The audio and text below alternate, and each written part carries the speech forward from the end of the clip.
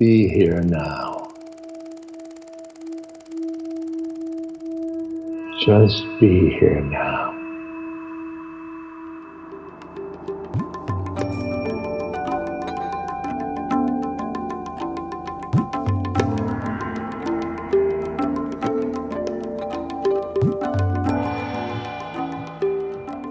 Thank you for joining us for the Alan Watts podcast, Being in the Way. I'm your host, Mark Watts.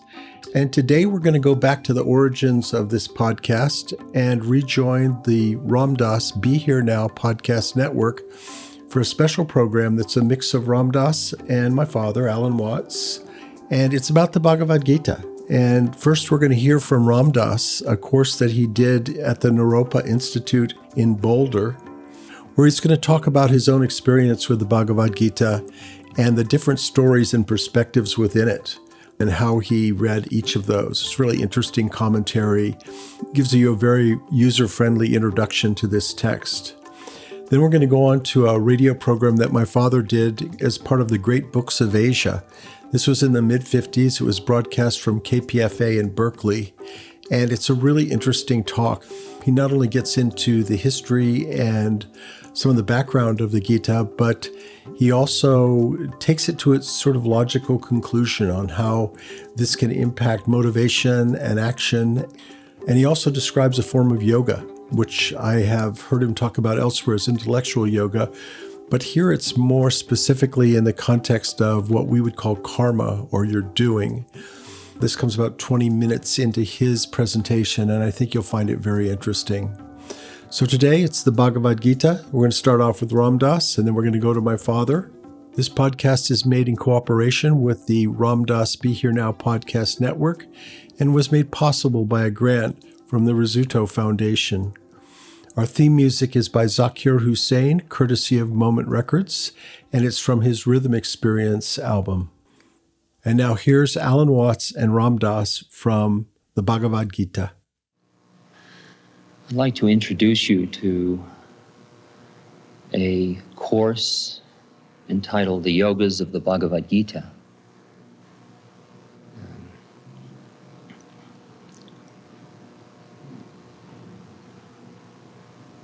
This course has been given at the Naropa Institute in Boulder, Colorado, which is an institute that was founded by Chogyam Trungpa Rinpoche, a Tibetan Buddhist meditation master.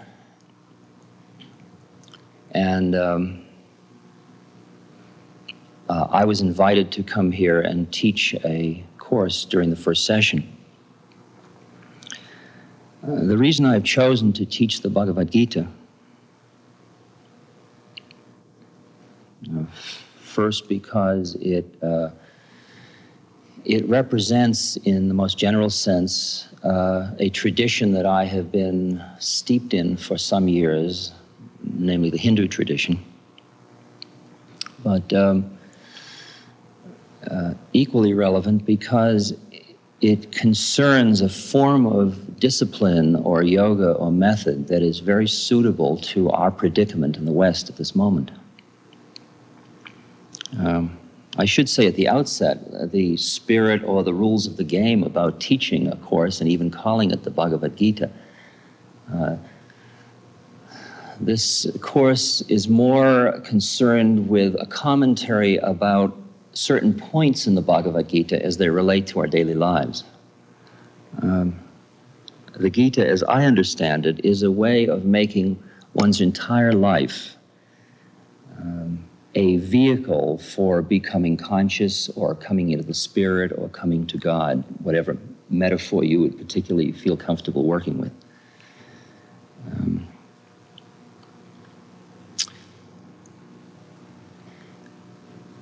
I think we might consider a moment the issue of figure and ground. When we relate to one another, we relate around forms, and we are talking about concepts and the Bhagavad Gita and ideas.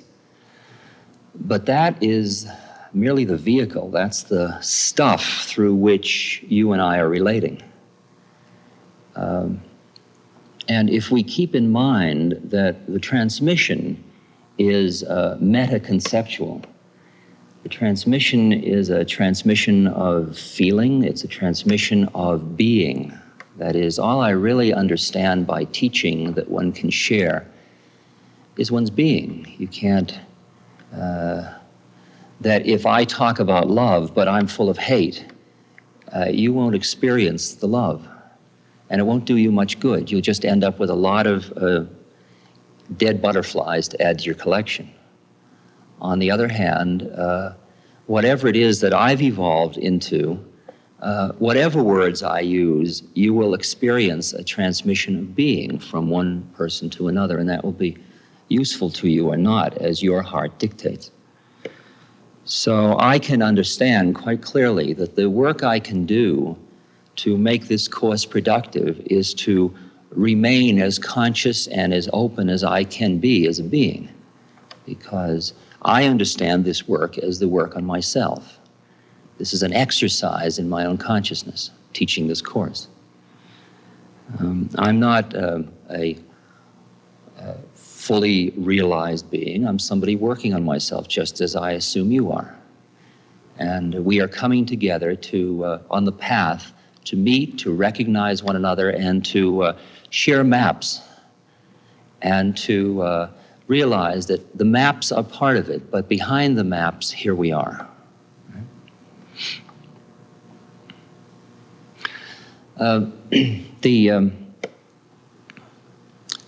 The Gita is very simply a dialogue between Krishna and Arjuna, and Krishna is a form of God, an avataric form of God, and we'll talk more later about what all that means.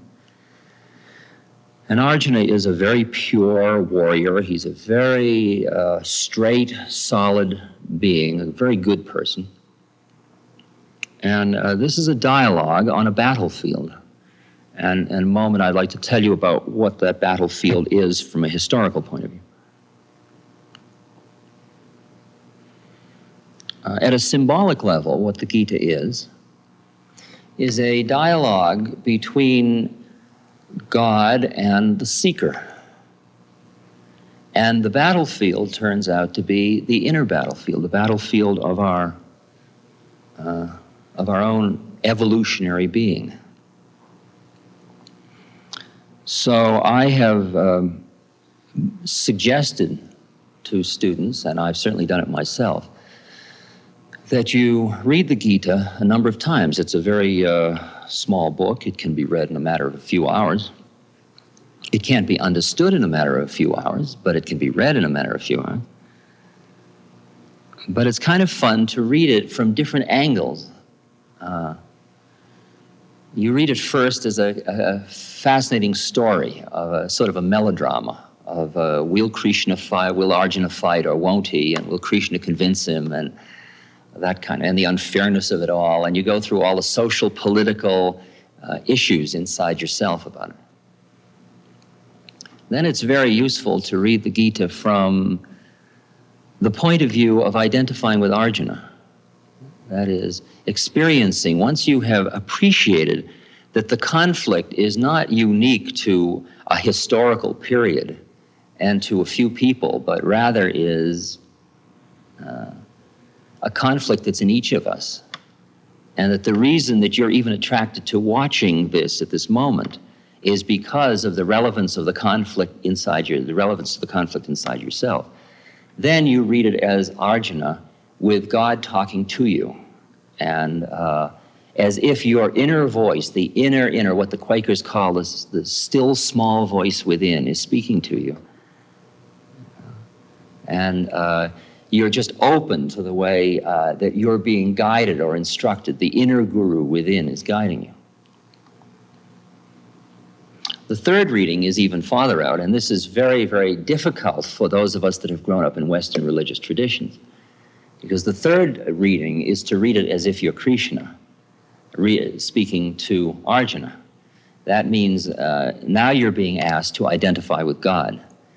And that merging of the seeker and that which is sought, the merging of the beloved and the lover, the merging of the devotee and the guru, those two things coming together, is very difficult for most of us.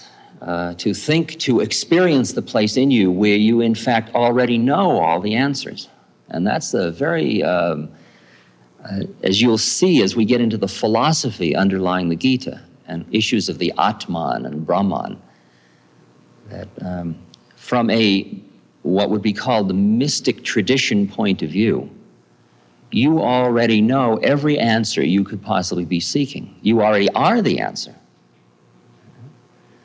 And so, in fact, when you read the book the third time, you will read a line that Krishna says, and then you'll feel strange about it because how could you have said that? And then you will sit with it. And really, this concerns the method of contemplation. The way you study a book like the Gita is really not reading it through very quickly. That first, but then later you take it shloka or little paragraph by paragraph. And the way I did it was I started studying the Gita in about 1967 in a temple in India. And after I'd read it a number of times, I just sat in the morning, I'd make my tea and I'd sit down in a very quiet space and I would take one little paragraph and I'd read it. I'd read it a few times and then I'd put it down and I'd reflect on it. And I'd reflect on it in relation to my life, in relation to my inner being. I just sort of work with it. I'd float around it. I'd come back and read it again. And then I would quiet and quiet and quiet until the words took on a almost inner luminous quality and they started to become living words rather than just an intellectual exercise. And then usually I tried to keep that particular paragraph in mind on and off through the day so that I could keep relating back what my life was like in relation to that one paragraph. And then the next day I'd read the paragraph I had used the day before again to see how much I had forgotten in terms of my melodrama of each day. And then I go on to the next one. And when you finish the 18th chapter, you go back and start the first one, and you just keep building because these are books of wisdom, they're not books of knowledge. And our game is now the game of we are in training to become wise women and wise men, not to become knowledgeable women and knowledgeable men. Knowledge is easy to collect. Wisdom is a matter of being. And you have to steep yourself in wisdom. You just can't grab it and wear it like Joseph's coat of many colors. You have to become it, literally become it.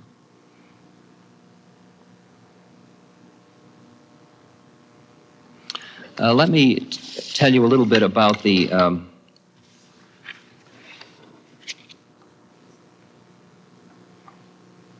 well, before I tell you about the history of the Gita, a few more words about the application. That if you are going to go along with us through these lectures, through this course, I think if you're really looking for the payoff in terms of your own evolution, it really isn't enough to just listen. That's one level. But it's also possible to make the Gita into a very living experience for you in your own life. If you are studying it over a period of time, you may want to introduce this contemplation into your life as you work with the Gita. Those of you that are not familiar with formal methods of meditation may find that you are starting to seek them as ways of deepening your connection after you start to reflect on the philosophy underlying the Gita. You may want to make that connection yourself. You may want to explore your own feelings about giving and receiving things and relationships to other people in view of this philosophy. You may want to find ways to serve other human beings as exercises in what's called karma yoga, which we'll be considering shortly. You may find yourself looking around for other beings who are sharing this journey because at some point satsang, or the community of beings on the path, becomes very important. And for those of you that have the opportunity, you may want to set up in your home a special little space that is connected with this quieting and deepening and opening process. I call it a puja table place, a little puja area. A puja means worship or ritual place. And it might just be a little table with a candle or a stick of incense or one flower or a rock or a bowl of water or a picture of beings who are models for you of what these higher states of compassion and consciousness and presence are about. Picture of Christ, picture of Buddha, etc. That is, it's much more when you're really absorbing the wisdom than just doing a head trip about it. It really is a process of opening your being to the possibility of growth. And you can take your daily life and just the way it is and start to transmute that energy. You can start to get it so that everything in your daily life is feeding in to this enriching wisdom.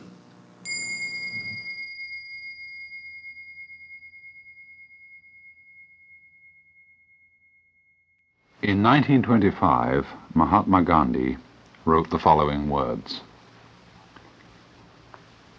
"I find a solace in the Bhagavad Gita that I miss even in the Sermon on the Mount. When disappointment stares me in the face, and all alone I see not one ray of light, I go back to the Bhagavad Gita. I find a verse here and a verse there, and I immediately begin to smile in the midst of overwhelming tragedies. And my life has been full of external tragedies, and if they have left no visible, no indelible scar on me, I owe it all to the teachings of the Bhagavad Gita." In this passage that I've just quoted to you, Mahatma Gandhi was referring to what is perhaps the most famous of all the spiritual classics of India, the Bhagavad Gita, or Bhagavad, the Lord, Gita, Song, the Song of the Lord. It is spelled B-H-A-G-A-V-A-D, Bhagavad, Gita, G-I-T-A. The Song of the Lord in this case being Sri Krishna, who in Hindu mythology is regarded as an incarnation, an embodiment, in the Sanskrit language, an avatar of Vishnu, the Supreme Lord, the personification of the ultimate reality underlying this universe. The Bhagavad Gita was probably compiled about the 5th century BC, and it forms a part of a great epic called the Mahabharata.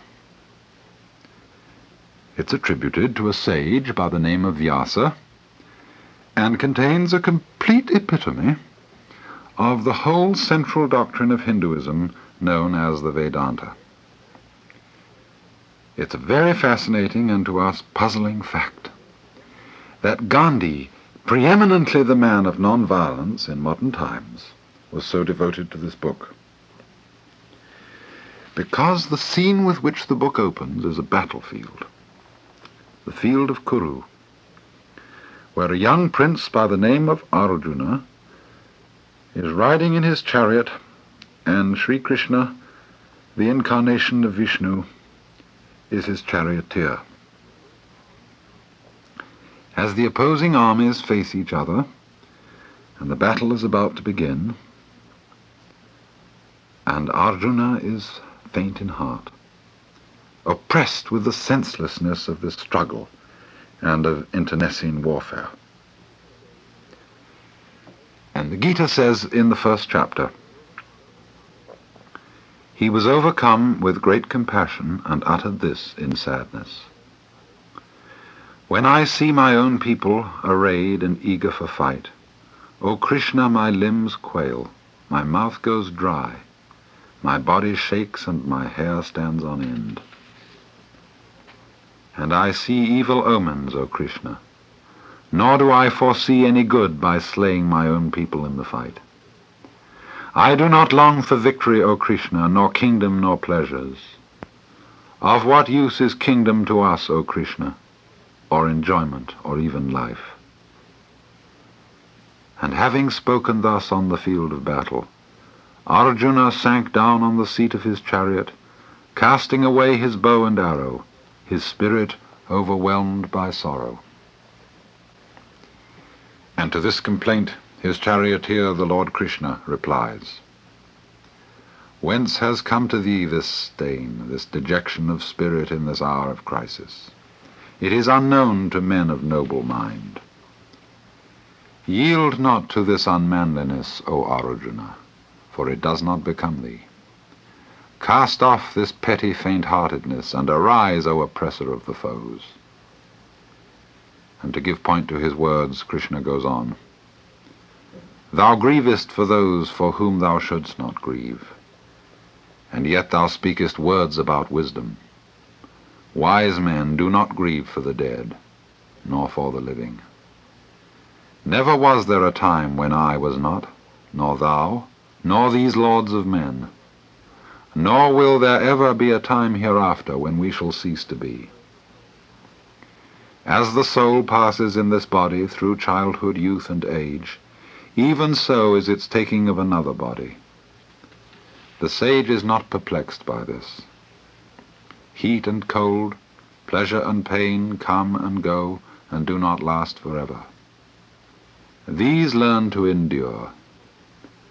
The man who is not troubled by these, O chief of men, who remains the same in pain and pleasure, who is wise, makes himself fit for eternal life. Of the non-existent, there is no coming to be.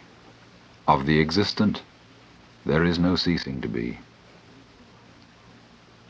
The conclusion about these two has been perceived by the seers of truth. Know thou that that by which all this is pervaded is indestructible. Of this immutable being, no one can bring about the destruction. It is said that these bodies of the eternal embodied, which is indestructible and incomprehensible, come to an end. Therefore fight, O Arjuna. He who thinks that this slays, and he who thinks that this is slain, both of them fail to perceive the truth. This one neither slays nor is slain. He is never born, nor does he die at any time, nor having come to be, does he again cease to be. He is unborn, eternal, permanent, and primeval. He is not slain when the body is slain. Now it's obvious, I think, to those of you who have listened to any other of these programs, what Sri Krishna is talking about here. When I was talking to you about the Upanishads, I explained at several points the fundamental doctrine of the Hindus. And that is that the innermost reality of man is not quite what we who have been brought up in a Christian tradition call the soul. We have an inherited teaching, of course, of an immortal and individual soul, which is the root principle of every human being. But in the Hindu doctrines, the soul is not individual. The soul is supra-individual, or, as they would say in their technical language, the Atman, the soul or self. Self is really a better translation than soul. The Atman is identical with Brahman, and Brahman is the name which they use for the ultimate reality which underlies this whole universe. Now, I don't want you to think of Brahman as a sort of vast blob of perfectly transparent jello, which penetrates the whole world. I think that's what many people imagine when they hear this kind of thing. The whole point of the Brahman idea is missed. When you form any image of it in your mind at all, even jello, even empty space or boundless light, Brahman is what we ourselves really are, what this whole universe is fundamentally and actually. There is no way of thinking about, of imagining that. For the very simple reason that as water cannot rise higher than its own level, thought cannot think what is higher than thinking. It cannot conceive the mind which thinks, and still less the power which generates the mind. Our symbols for, our ideas about this supreme reality are vaguish and voidish, not at all because that reality is vague and void, but because thought and imagination are annihilated in trying to grasp it. The essential teaching which the Gita is trying to convey is that the real center and soul, the basic reality of you and I, is not the superficial consciousness which we ordinarily call myself. What we are fundamentally is this unthinkable source of life and existence named Brahman, the expansive. Nor must we confuse this unthinkable center of our lives with a sort of inert stuff, a so-called blind force. For one doesn't derive life and consciousness, feeling and reason from mere stuff, as if the dead were able to give birth to the living. You know, this notion of blind force as the ultimate reality, which has been popularized by a facile scientism, is merely the result of the fact that when the human mind gets out of its depth, it drowns and vomits up a lot of dead ideas.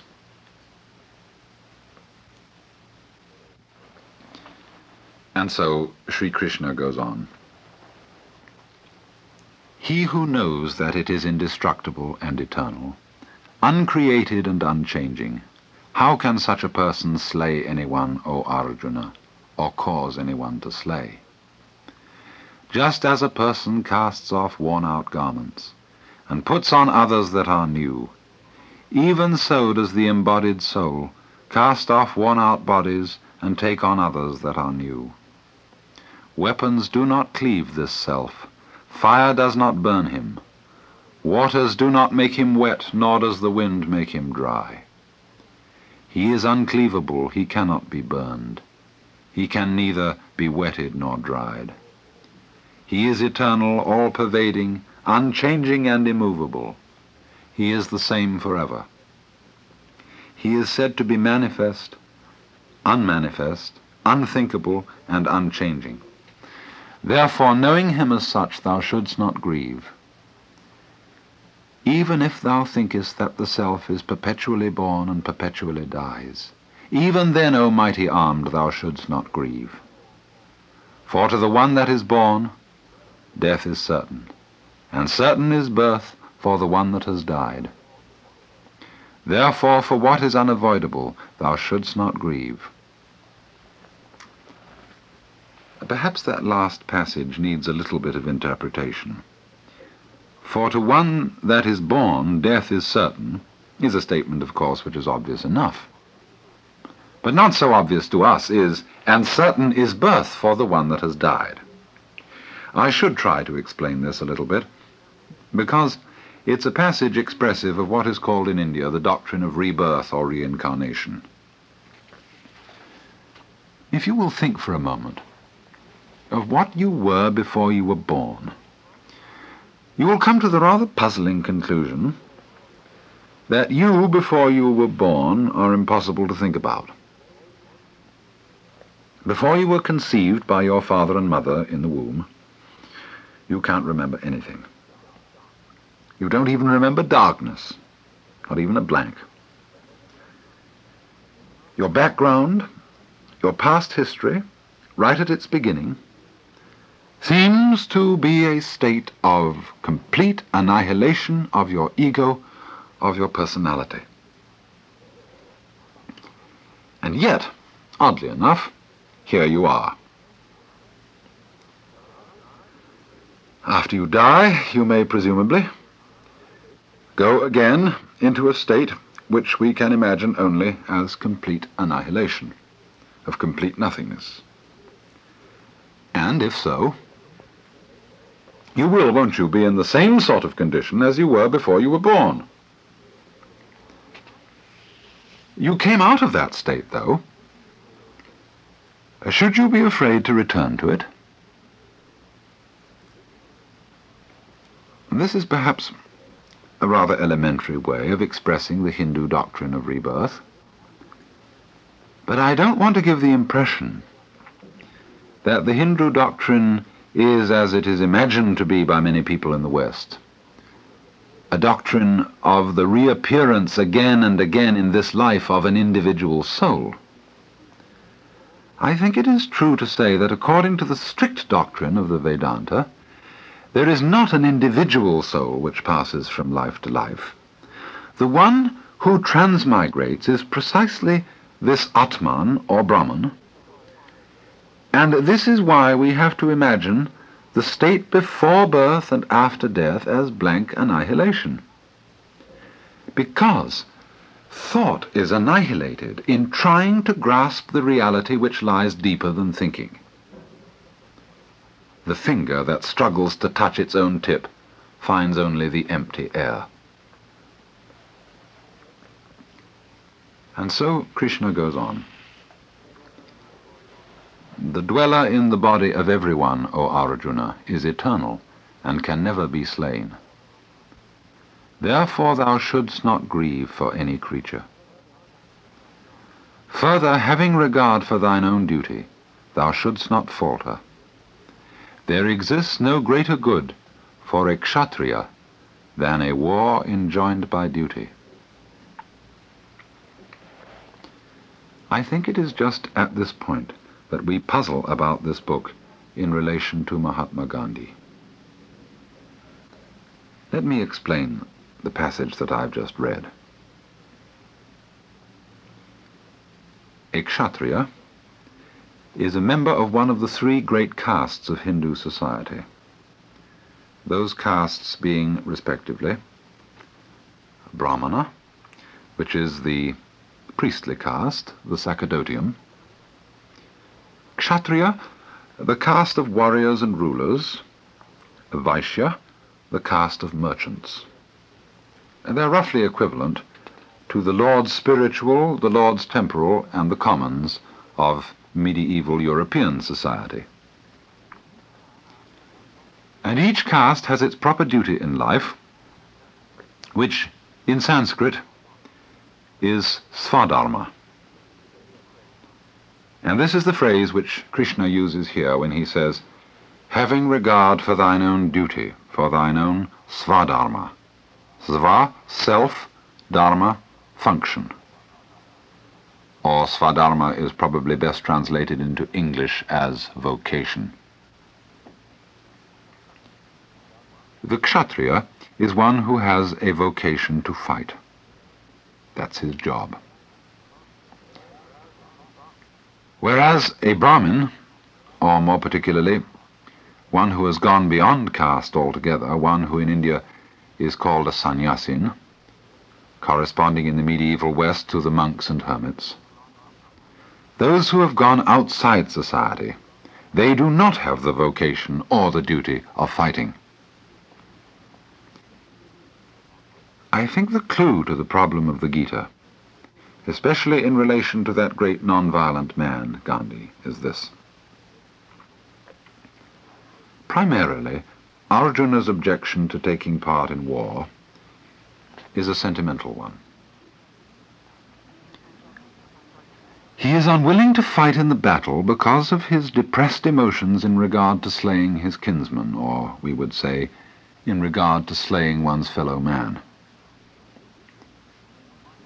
If one would be a pacifist because one is merely squeamish, and is the kind of person of whom one would say, well, he couldn't even hurt a fly, then surely there is something phony about such pacifism because it is sentimental. This does seem to be Arjuna's objection. And this is why Krishna says, in effect, your objection to slaying is a fear of slaying, a squeamishness to slay. And because of this, you do not have a genuine objection to slaying. If you refrain from taking part in battle because you are frightened of so doing, or because you are sentimental, you are not the kind of person who really has a right to abstain from battle. Now, why does he say this? The reason is that to the Hindu mind, one who abstains from what might be an evil action through fear has not really liberated himself from evil. Krishna would say that so long as our conduct is motivated by fear on the one hand, or by desire on the other, we are incapable of performing a truly moral action. Only those actions are truly moral which are unmotivated. Because if you are motivated to do good by fear, your good may, under other circumstances, be evil. This is the case with Arjuna. He wants to refrain from war for the same reason for which many other people would engage in war. Many people engage in war because they're afraid, and not at all because they hate.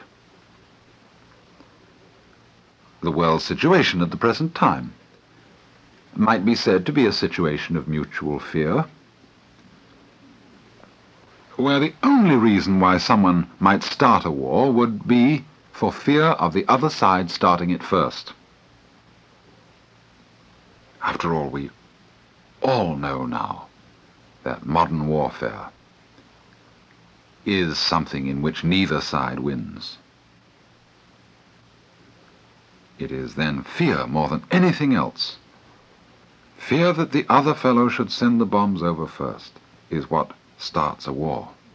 And thus you see, fear is no deterrent to war at all.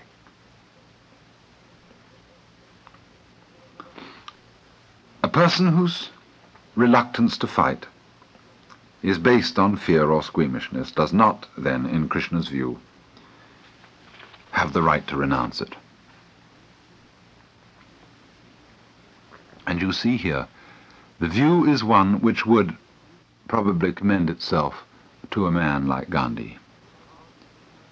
Because you could turn it round in the other way and say that a person who has to take the step of being a non-violent man, a man of peace, a pacifist, he would have his vocation and his duty to do in exactly the same way as the kshatriya, the warrior. He must not be non-violent on sentimental grounds, but rather because he sees it as his svadharma, that is to say, his vocation in life.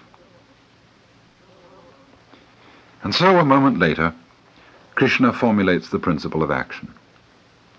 He says, "Therefore arise, O son of Kunti, Arjuna, resolved on battle, treating alike pleasure and pain, gain and loss, victory and defeat. To action alone hast thou a right, never at all to its fruits. Let not the fruits of action be thy motive, neither let there be in thee any attachment to inaction. Fixed in yoga, that is to say, in union with the principle, with the self, do thy work, O winner of wealth, abandoning attachment, with an even mind in success and failure. for evenness of mind is called yoga. One who has yoked his intelligence with the divine casts away even here both good and evil. Therefore strive for yoga. Yoga is skill in action. The principle, you see, which he enunciates is to act without attachment to the fruits of action. To do what you have to do without seeking either evil or good from it. Now, this is simply another way of saying to act without motive. It seems, of course, from our point of view, impossible that a human being should act without motive. In our Western way of thinking about ethics, we judge the quality of an action by the quality of the motive. And the whole notion of an action without a motive at all seems to be extraordinarily foreign to us. But as a matter of fact, if there is no such thing as an action without motive, there is no such thing as a free or moral action. Because so long as we have a motive, our actions are not actions, they're simply reactions. Surely it's obvious that our motives are determined by our conditioning, by our environment, our heredity, our social structure. They give us motives, and these motives of the past determine the way in which we act. Now, if my motive for doing good is for the sake of some sort of a reward, whether it's in the ancient sense of going to heaven or the modern sense of being a real person or a regular guy, or whether it's a fear in the ancient sense of going to hell or in the modern sense of being a cad, I act motivatedly. And therefore the things which I do by way of moral action are not actually free. If, as we in the West have rather inconsistently but nevertheless rightly insisted, a moral man must be a free man must be an unmotivated man. In Western Christianity, it has always been thought that there is only one unmotivated being, and this would be God. In the words of the ancient hymn in the Catholic Breviary, God is creation's secret force, thyself unmoved, all motion's source. God, then, would be the one who would act without motive, who would act spontaneously from himself without having to be pushed around. The point, you see, of the Hindu teaching is that in reality each one of us is that unmoved one, that unmotivated one. The root and ground of our soul and mind is the same as the root and ground of this whole universe. Therefore, one in whom this is fully realized can act in an unmotivated way.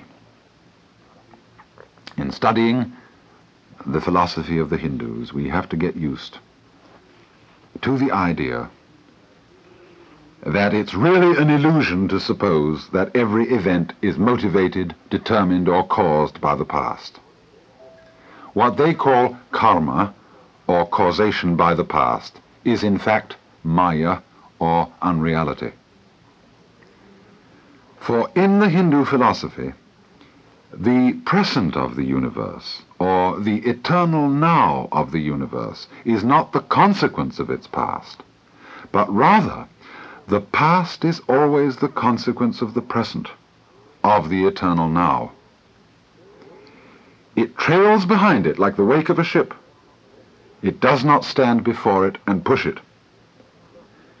And thus, it is through the realization that he is that eternal now, not his past, that Arjuna is able to act in a free way, in an unmotivated way, and thus go into battle, not because he is moved to fight by hate, by squeamishness or fear, but because he carries out his appointed place in a society in which it's his vocation to be a warrior. We may think it regrettable that societies exist in which there is a vocation to be a warrior, but let's not be sentimental in this respect also. Because every one of us is unable to live at all without killing something. Some of us would like to rule out altogether the killing of our fellow men. But you see, in the Hindu view of life, there isn't this rigid distinction between man on the one hand and animals and plants on the other, which exists for us in the West. Therefore, there are times in the Hindu view when killing is an unavoidable condition of being alive. And this is one of the problems which the Gita sets itself to solve. I have read these selections from the translation of the Bhagavad Gita, that's spelled Bhagavad -Gita, translated by Dr. S. Radhakrishnan, Radhakrishnan. As you may know, Dr. Radhakrishnan is the Vice President of India. The translation is published by Harper & Brothers of New York. It is one of the best of the many translations that I know, and is provided throughout with an excellent commentary. Thank you for tuning in today for this exceptional recording and this duet between Ram Dass and my father, Alan Watts. I hope you've enjoyed it. This podcast is made in cooperation with the Ram Dass Be Here Now podcast network and was made possible by a grant from the Rizzuto Foundation. You can find the original recording by Alan Watts at the alanwatts.org site. It's part of our classic radio album, which includes a dozen such talks recorded in the 50s. Most of these are actually from the Being in the Way series. The one you heard today was from the earlier series, The Great Books of Asia. But they're all great, very enjoyable, as are the many albums that you'll find at the alanwatts.org website. Thanks again for joining us.